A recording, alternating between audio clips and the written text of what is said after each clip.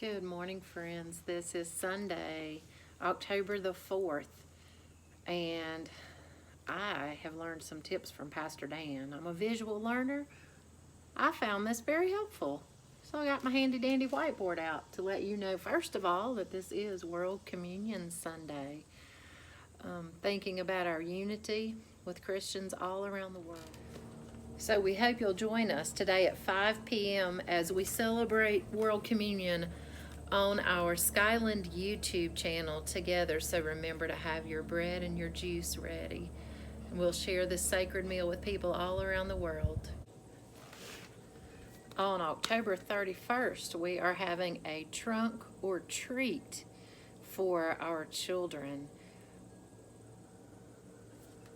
That is a car, as the children in our church will tell you based on our Zoom calls and our Pictionary games. Miss Joy is not an artist, but this was my attempt to show you that we need a few more cars that are decorated. This is supposed to be a trunk opening, and you would decorate your car and you would have candy and you would get to see the dear faces of our children. This is going to be on October 31st from 1 to 3 p.m.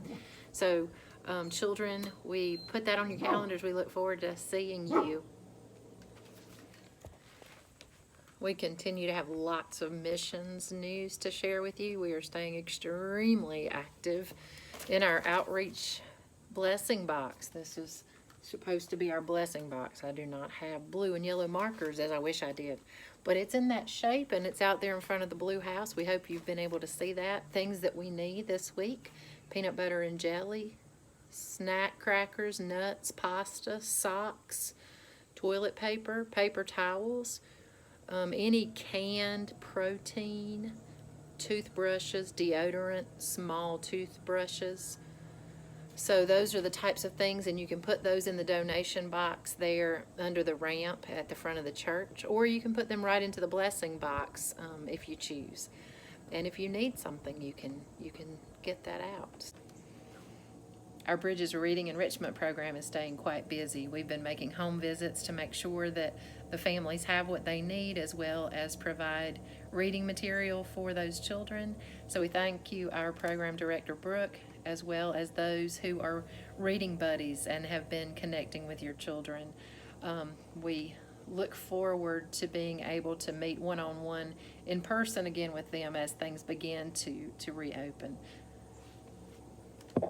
Also on the missions front this week, exciting news. We have received information from our children in Kenya. As most of you know, we've adopted a village of children with First Hendersonville through the Zoe Ministry Project. And the children, the biggest thing that the village reports is how they have educated the children about COVID, and now the children are educating their community. The Zoe children are some of the ones on the forefront helping those in their village to take the necessary precautions to decrease the spread. So they're so proud of their children, and they're continuing in this second year to learn entrepreneurial skills. There is going to be a virtual tour later in November to show us the village, so I'll keep you posted on that, and we can connect with our village and learn more about this ministry that Skyland is a huge part of. So they feel our prayers. Please continue to pray for our village of children who are orphans there in Kenya, and they are learning to have a self-sufficient life. So huge thanks to you all for supporting the tithes and offerings that help us to continue this ministry. Also, we wanted to let you know our denomination has been busy working through UMCOR for hurricane relief. Specifically, one of the stories coming out of our work there in the Western North Carolina Conference is for Hurricane Sally relief. 400 UMCOR cleaning kits were delivered to Dauphin Island United Methodist Church, which serves a community that was devastated during the storm. And they have been a source of hope for the community, that United Methodist Church, distributing hundreds of tarps and cleaning kits, bottled water. It's been a beautiful example of how the United Methodist Church down there, we have been able to support them, and they're then able to give out to the community. So check that out on the Western North Carolina Conference page of Hurricane Sally response through UMCOR, which our church helps to support. Also, a continued huge thanks to you all for giving to the COVID Relief Fund.